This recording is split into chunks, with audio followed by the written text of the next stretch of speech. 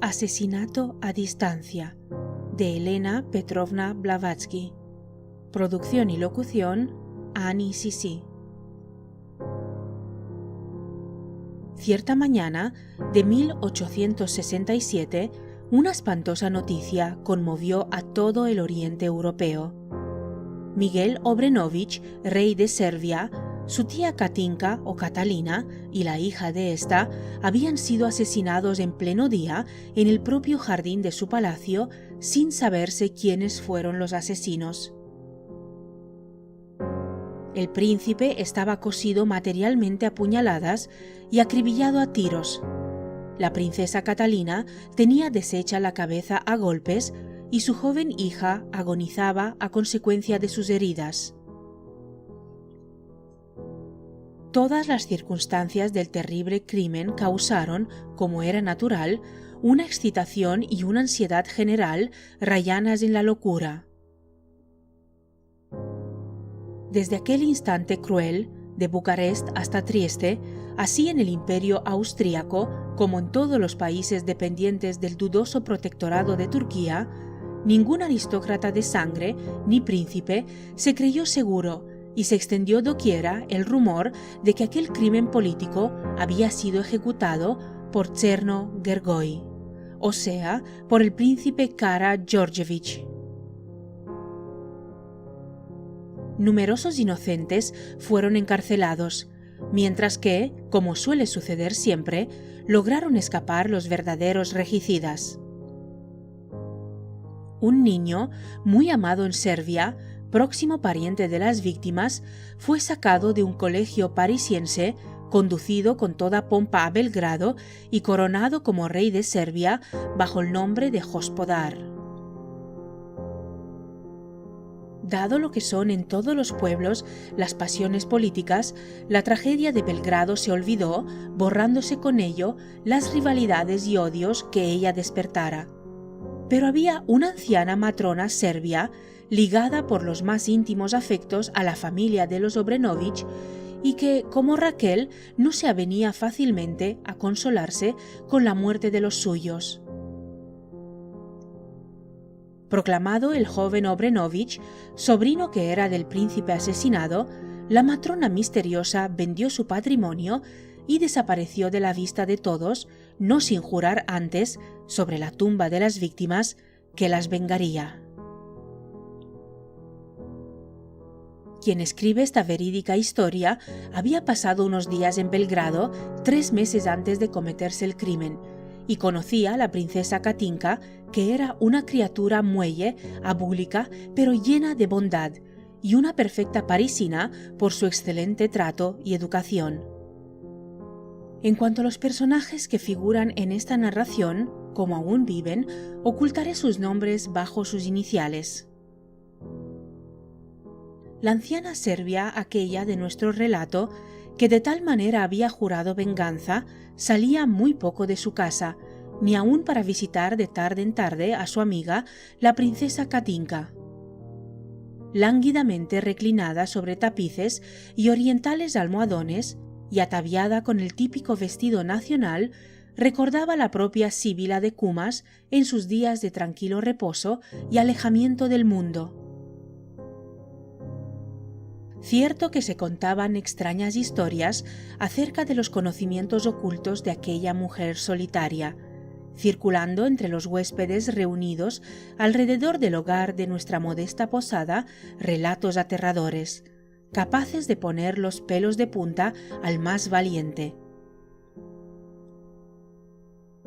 El primo de una solterona tía de nuestro obeso posadero había caído cierto día bajo la garra de un vampiro cruel que estuvo a punto de desgarrarle y matarle con sus continuas visitas nocturnas. Vanos fueron los esfuerzos del pobre cura de la parroquia que le exorcizara, y ya desesperaban todos acerca de la víctima, cuando Gospoja P., así llamaré desde ahora a la misteriosa Sibila, le curó al joven, ahuyentando al espíritu obsesor con solo amenazarle con el puño y reprenderle en su propia lengua. Allí, en Belgrado, fue pues donde aprendí el curioso detalle de que todos los fantasmas tienen un lenguaje peculiar suyo. Añadamos también que Gospoja P., o séase la anciana en cuestión, tenía como sirviente a una joven gitana de unos 14 años, procedente de Rumanía, gitana llamada a desempeñar un gran papel en este espantoso relato. Quienes fueron los padres de la muchacha y cuál era el lugar de su nacimiento, lo ignoraban todos, incluso ella misma. A mí se me contó que una tropa de vagabundos la habían abandonado un día en el patio de la Gospoja P., y que ella respondía por el nombre de Frosja, o la niña sonámbula, por su rara anomalía de dormirse sonambúlicamente a la menor insinuación y de hablar en estado cual una medium autómata. Por aquel entonces viajaba yo mucho.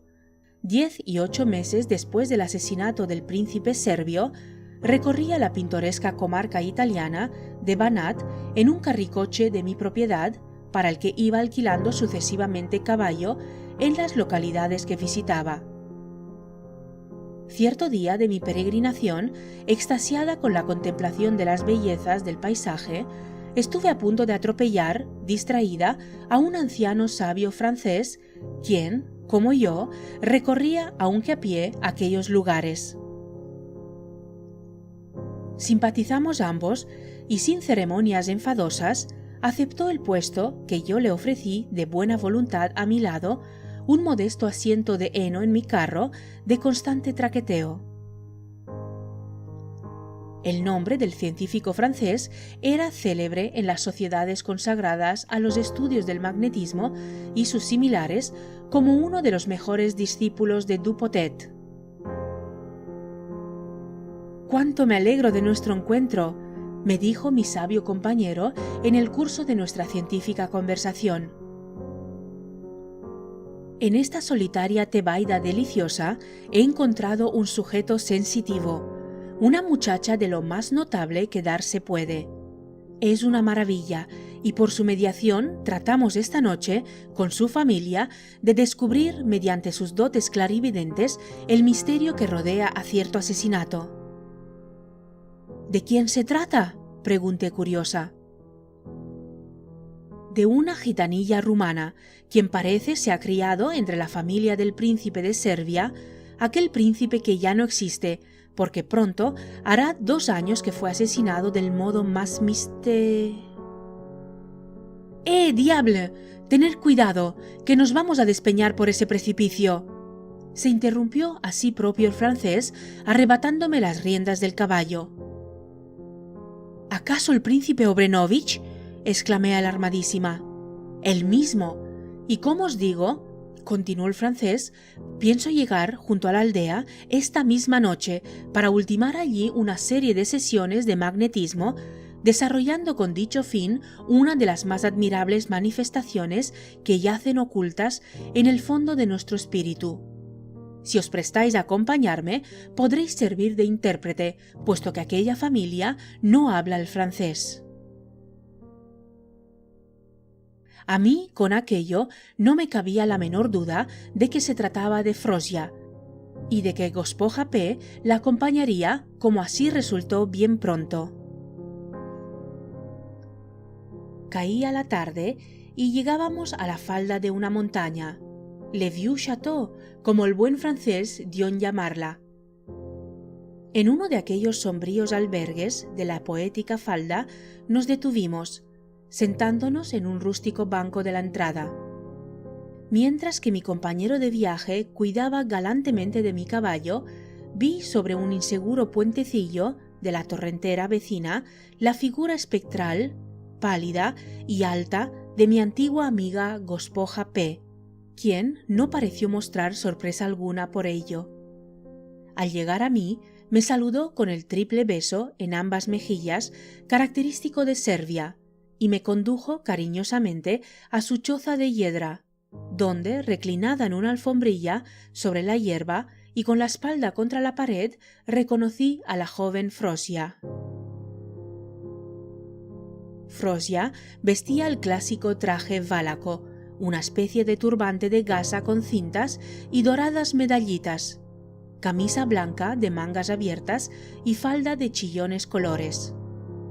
Su cara presentaba una palidez extrema, sus ojos cerrados daban a su cuerpo ese aspecto de estatua peculiar a todos los sonámbulos clarividentes, hasta el punto de que, a no ser por el ritmo respiratorio de su pecho, adornado de medallas y sarta de collares de cuentas, se la hubiera creído muerta. El francés me dijo que la había ya dormido de igual modo que la noche antes, y sin reparar más en nuestra presencia, les dio unos cuantos pases y la llevó al estado cataléptico.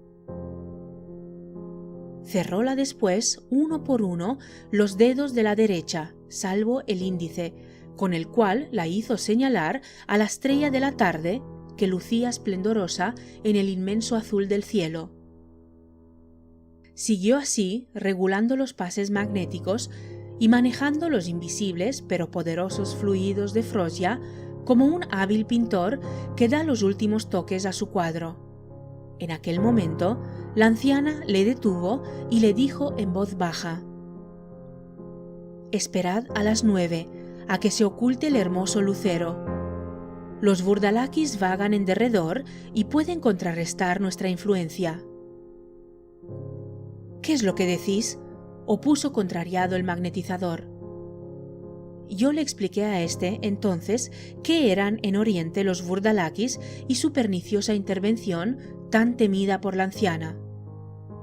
«Burdalakis, bah, harto tenemos ya con los espíritus cristianos, que acaso nos honren esta noche con su visita». La gospoja se había tornado pálida como una muerta. Su entrecejo tenía un fruncimiento pavoroso y sus encendidos ojos chispeaban fatídicos. «Decidle que no se chancee en estos momentos como los de estas horas nocturnas», exclamó. «Este señor no conoce el país y no sabe que hasta la misma Santa Iglesia de ahí enfrente sería impotente para protegernos contra la irritación de los Burdalakis». Y, empujando con desagrado un manojo de hierbas que había dejado en el suelo, el botánico francés añadió: «¿Qué envoltorio es este? Son plantas de verbena, la hierba de San Juan, que no deben dejarse aquí, so pena de atraer a los vagabundos vampiros».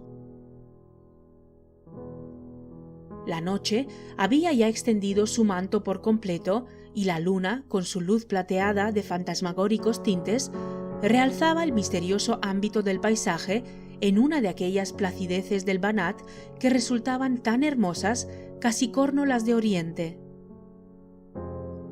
Nos hallábamos operando el fenómeno magnético en medio de aquel campo porque el pobre párroco de la aldea había dicho al magnetizador: «Alejaos del lugar, no sea que invadan su recinto y el de la iglesia vuestros demonios extranjeros, contra los que, como extranjeros, no tendrán valor mis exorcismos». El francés se había quitado su guardapolvo de viaje y arrollado las mangas de su camisa, tomando la actitud teatral tan del caso en semejantes operaciones magnetizadoras.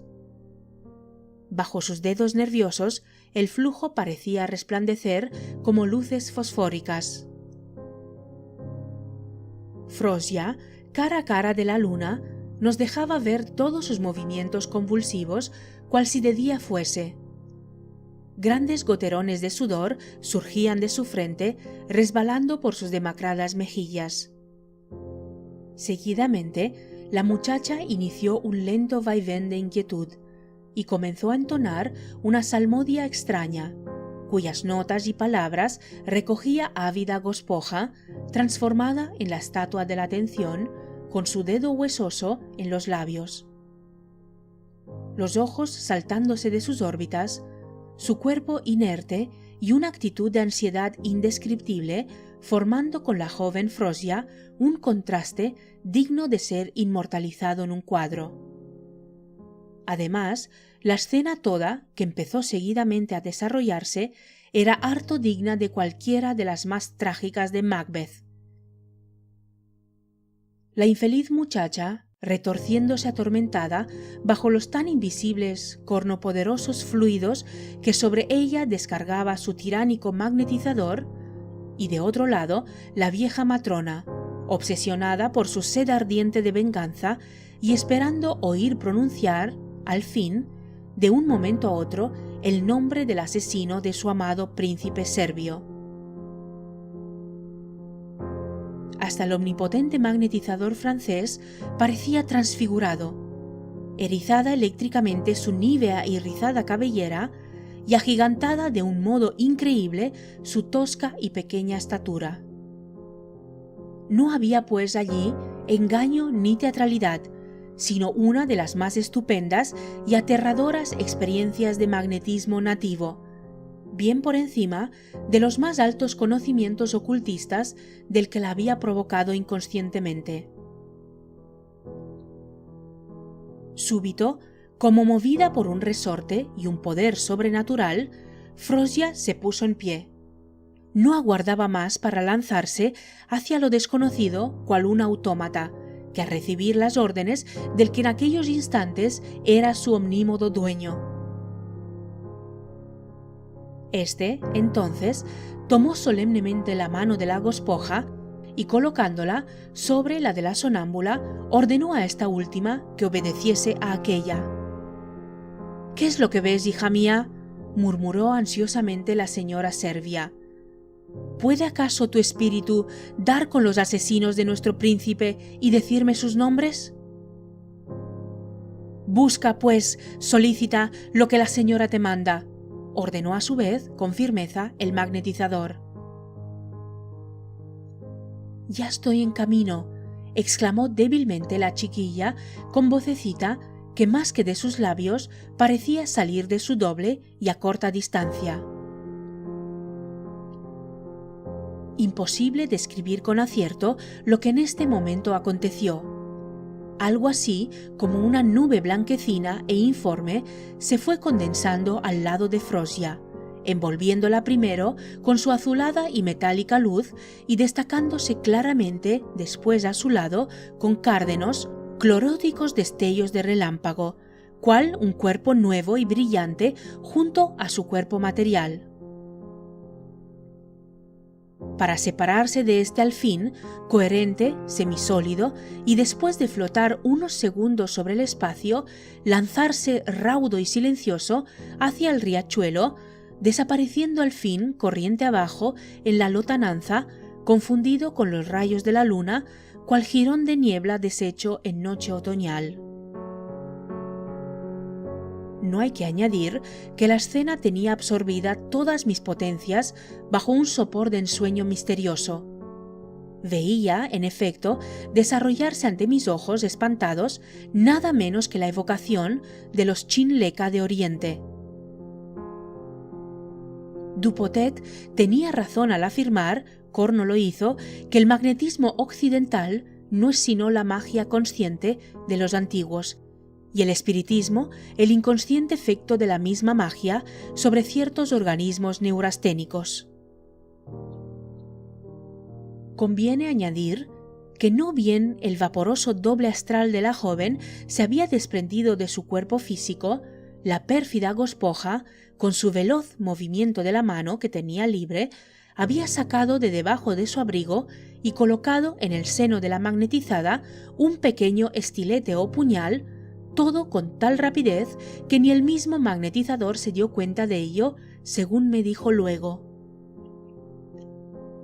Siguió entonces un sepulcral silencio, en el que se oía casi el emocionado latido de nuestros respectivos corazones, mientras que nuestros cuerpos parecían haberse petrificado de sorpresa como el de la mujer de Lot.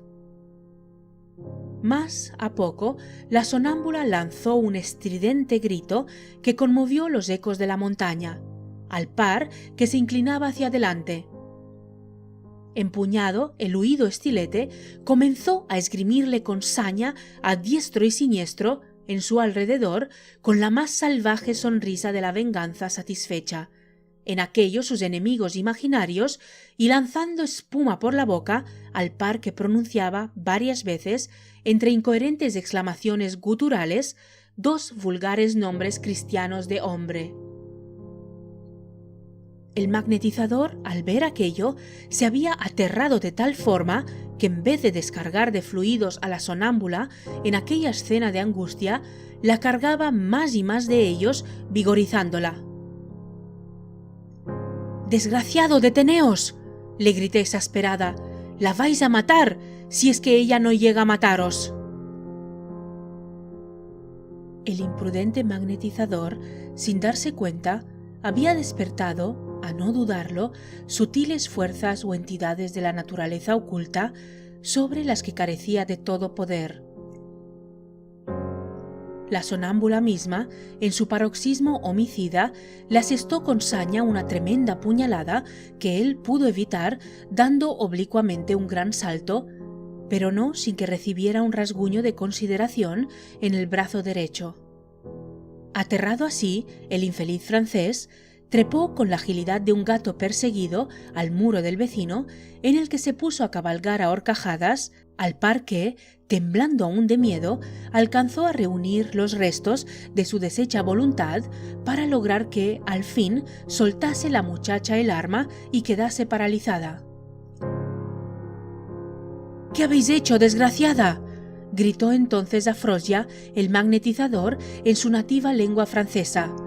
«Responded claramente al punto». A lo que ésta contestó en el más correcto parisien, con gran estupefacción mía, pues sabía que normalmente la chiquilla ignoraba aquella lengua. «No he hecho otra cosa que lo que ella me ha ordenado que hiciese, y eso porque vos mismo me habéis exigido que la obedeciera en todo». «Pues, ¿qué es lo que os ha mandado hacer la vieja bruja?», añadió el francés irrespetuosamente. «Que encontrase a los asesinos del príncipe de... y que, así que los viera, los matase como lo acabo de hacer». «Oh, qué felicidad! Vengados, vengados al fin», añadió ya en su propia lengua. Una estruendosa exclamación triunfal de la gospoja acogió a estas últimas frases de la inconsciente sonámbula. Una carcajada infernal de venganza satisfecha, carcajada que hizo ladrar lúgubremente a todos los perros de los contornos. «Vengada, sí, vengada, lo sabía. Mi corazón no me engañaba al decirme que aquellos infames criminales han dejado ya de existir», exclamó y cayó al suelo agotada de nervios, arrastrando con ella la sonámbula. «Oh, y qué buen sujeto de experiencias es esta muchacha», dijo el pobre francés, bien ajeno al verdadero desenlace de aquella inocente práctica de magia de mala ley. «Peligrosa sí, pero admirable», terminó frotándose las manos contentísimo. De allí a pocas horas me separé del pobre francés, de la gospoja y de Frosja. 3 días más tarde me hallaba en el comedor de un buen hotel en T, esperando que me sirviesen el desayuno. Mi vista se fijó distraídamente en un periódico, donde con sorpresa inaudita leí: «2 muertes misteriosas. Viena». Anoche, a las 9:45, cuando el príncipe se retiraba a su cámara, 2 señores de su séquito dieron las más vivas muestras de angustioso terror, tambaleándose como ebrios por el ámbito de la cámara, cual si pretendiesen esquivar los golpes de un invisible asesino.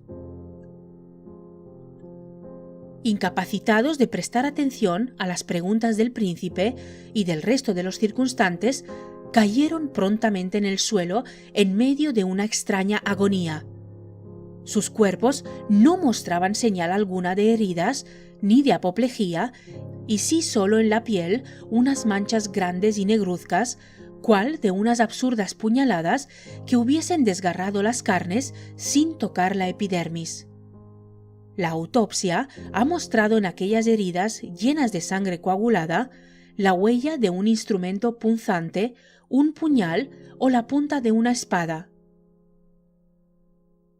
La Facultad de Medicina se ve obligada a confesarse incapaz de descifrar tamaño enigma científico, En las altas esferas reina gran excitación con este motivo. Fin. Like, comenta, suscríbete al canal y comparte. Soy Annie Sisi. Hasta el siguiente vídeo.